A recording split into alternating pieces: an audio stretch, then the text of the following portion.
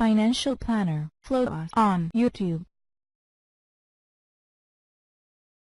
Something big is about to happen, and it might take place at an amusement park. Let's get into the economic collapse, political and geopolitical news. Now, as we can see, the case with the Trump Dossier, it is gaining momentum, and people are starting to realize that this was funded by Hillary Clinton. Her lawyer went ahead and did this. She's out there saying that she knew nothing about this whatsoever. Even James Clapper, the former director of national intelligence, is saying, hey, listen, it doesn't really matter who paid for this because the Trump Dossier, that's the thing that we need to look at. Now, if nobody cares who paid for it or pushed it, why didn't they mention this before? Because the Trump Dossier, and they're still trying to convince everyone that it's real, that it's real evidence, that they have this. No, it was completely made up. It was paid for. This company, Fusion GPS, created it, and then they put it out there to make it look like it was real, and the intelligence agencies picked it up. And Clapper right now, he was part of this whole thing. They're all part of the whole thing. They're all part of the cabal where they are the ones who orchestrated all of this. There's no Russian collusion. All this is completely fake, phony, and false. Now, there was a campaign legal center which filed a complaint with the Federal Election Commission, the FEC, alleging that the Democratic National Committee and Hillary Clinton's 2016 campaign committee violated campaign finance law by failing to accurately disclose the purpose and recipient of payments for the dossier of research alleging connections between then-candidate Trump and Russia.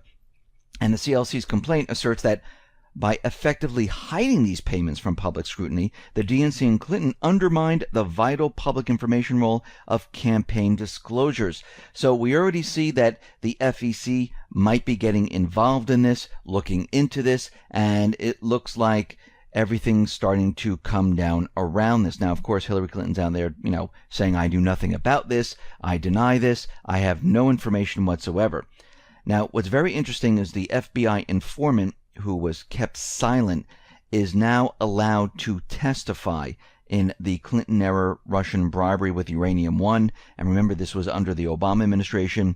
And it looks like right now this individual is going to testify on what really happened in this whole thing. So we're starting to see a lot of things come out. How far will they get out there? We don't know, because we understand that the cabal likes to cover things up, distract people, make people look in different directions before it gets too big. And it looks like they might be preparing for this, which I'm going to discuss in a little bit. Now, Trump, he vowed to release JFK files, and he's keeping some of them back, and everyone's saying he's backtracking. But let's see what happens here, because White House officials explain that around 2,800 JFK records will be released today. The publications of the remaining records have been postponed for about 180 days because the intelligence agencies are looking at the documents to redact certain sections. Now, of course, as we know, this whole thing was a setup. Are these documents really going to say anything?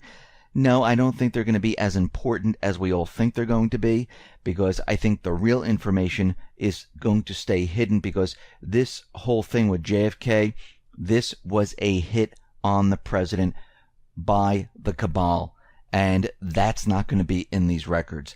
It's going to tell us a lot of different things, but I don't think it's going to point to specific people and what really happened. We see Twitter right now. They are saying that they are banning RT and Sputnik from advertising on their platform, and they're saying because Russia was part of hacking the 2016 U.S. election by placing ads in Facebook and Google and everything else. And once again, there is no proof whatsoever. They're just doing something just to do it. And most of these companies, they have intelligent operatives working inside.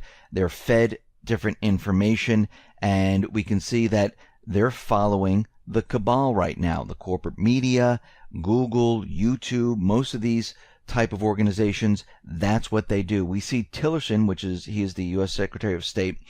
He is scrapping the office within the State Department that coordinated foreign sanctions policies.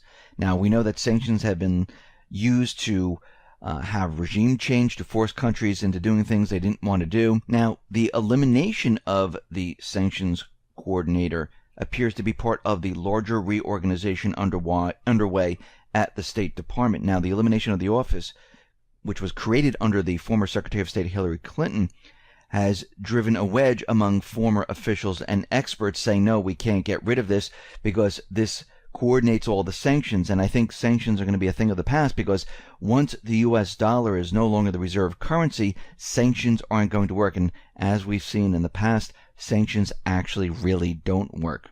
We see almost 1,400 companies have left Catalonia since October 2nd. And we're getting word today that the Catalan parliament, they've declared independence from Spain. Spain invoked Article 155, and this is when problems are going to occur. We've been looking at the situation very carefully. We can see the people are very angry in Catalonia. We see the ECB, Spain. They don't want this to happen whatsoever, and they're going to do whatever they have to stop this. And I wouldn't be surprised if we see police and military operations on the ground trying to stop what is about to happen. And the people are not going to respond in kind with this. They're going to be out there saying, no, we want our independence. We had a vote, and under the UN declaration, we have the right to do this. And we're going to have to watch this very, very carefully to see where this goes. Out in Afghanistan, we see something very interesting happening here. Russia is waiting for NATO's reaction and explanation about these helicopters without identification marks that were seen over the territory of Afghanistan, and they picked up and they moved the terrorist groups. Now, they're saying this came from the NATO area. They tracked them. And NATO needs to respond of what they were doing there, why they were picking up the terrorist groups, where they were bringing them, because the helicopters originated from a NATO base. So this is very interesting, and we know that the United States government, the central bankers, the cabal, they used helicopters to pick up the Islamic State, Al-Qaeda, the moderate rebels in Syria and Iraq, and move them to different locations. We see the same thing happening out in Afghanistan. So once again, where are all these terrorists coming from? They're coming from NATO, the cabal, the coalition forces. They're the ones who are controlling all of this. We see Russia opposes the latest massive U.S.-led war games in the waters off of Korea.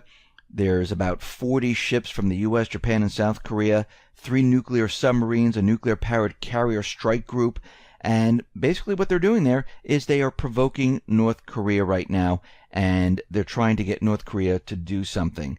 We see that Edward Snowden is out there, and he is saying that he has top-secret NSA documents with damning evidence of an Obama administration scheme. It covered events outside Damascus in March of 2013. Government and allied forces were taking a beating at the time, and large parts of the country were lost to the Islamic State, al-Nusra, and other U.S.-supported terrorists. And basically, the documents say that Saudi Arabia, while all this was going on, and we know that the Islamic State, al-Qaeda, al-Nusra, they were there on purpose, placed into Syria on purpose to take over more and more of the land. The United States, the cabal, helped by bombing certain infrastructure parts, and Saudi Arabia, well, they pushed an operation in Damascus, and they smuggled in explosives, and this was about 120 tons of explosives weapons to the opposition, and they wanted to flatten the airport in Damascus. And this documentation that he has lays out the entire plan of what happened. And we know for a fact that this has always been the truth, that the United States, the cabal, the coalition forces, Israel, Saudi Arabia, Qatar, Jordan, all these countries, they were involved with the operation in Iraq and Syria. They controlled the terrorist groups. They were behind all these explosives and what was going on and all these terrorist hits. They were all part of it. We know that the terrorist groups, well, they used chemical weapons. Now, of course, the United States, the cabal, they're still trying to make their case along with the coalition forces that no, it was Assad, but we're starting to see more and more evidence, and we know, because we've been tracking this, watching this, that it has been the terrorist groups. Now, we understand a lot of information is coming out today about Clinton, the Uranium One deal. There's a huge investigation going on. We know the House Judiciary Committee, they're all looking into this. Trey Gowdy's looking into this, and a lot of this information is coming out. And we've been talking about an event of all events that might be coming, a distraction to get this off the news stations or off the alternative media, or to block this all out somehow, some way, by using some type of wag the dog technique of a distraction. Now, what's very interesting, and we also know that the economy's coming down and they're running out of time because they're losing the Middle East. So what we've seen right now is that there's an FBI simulated terrorist attack that is taking place in a theme park in Virginia. Now, local residents were warned to expect the sounds of sirens, helicopters, and fake gunfire. And the FBI took over a very large amusement park in Virginia called King's Dominion, and they started to practice this type of false flag event. Now, of course, they're practicing for an event that might occur in an amusement park, and we've seen this before. We saw it happen in a mall where they practiced first, and then it played out exactly the way they practice. And most likely, we will see the same thing. Now, what happens during this period of time, they film all of this. They have all the actors, they have the blood, they have people made up, and during the simulations, they make it look real. They have all the rescue services, and they take the pictures, they film everything at this point in time, and then they use these pictures later on when they have the false flags, because they're using explosives right now, they're using active shooters, they're using gunfire. You're going to hear the gunfire. You're going to see all of this stuff happen. So the question is this the next biggest thing? Because this would scare a lot of people. There's a lot of people around. They used concerts before where there's a lot of people around, and they can make the case that, yeah, look, they're hitting concerts now. Now, an amusement park is a very big area. There's a lot of families there, and they can make this look really, really great. The Vegas one didn't go as well as they planned. I think they're planning something even bigger. This is why we're seeing this happen. Is it going to happen tomorrow? Maybe not. Maybe it'll happen later on, maybe in a month or two. That's when it usually happens. But you could see right now that we're following this, and we're trying to show that they've been practicing this, and what are the chances that something is going to happen in an amusement park, month, 2 months, 4 months, 5 months later. I mean, is this a coincidence? I think not. This, again, as we know, is completely planned. And we want to make sure that we understand how this is all being done, because we've seen this before. So right now, as the news comes out and the investigations start into the cabal and the intelligence agencies get dragged into this, because they're going to, because remember, they're going to follow the money, they're going to follow all the paperwork, they're going to follow everything, and it's going to lead them into many different areas. And a lot of people are going to be brought into this, and they're going to have to explain why they were a part of this. Just like right before the Trade Center 9/11, we had $10 trillion missing from the Pentagon, and they started their investigation, and it just so happened that part of the Pentagon where the investigation and the accounting records were held, that was destroyed. Certain buildings were destroyed where they had evidence, and we're probably going to see the same thing happen once again, where they're going to use this wag the dog type of distraction, have an event of all events. Maybe it'll happen in multiple amusement parks. We don't know, because they're training for it right now. They're simulating it right now. They're taking the pictures.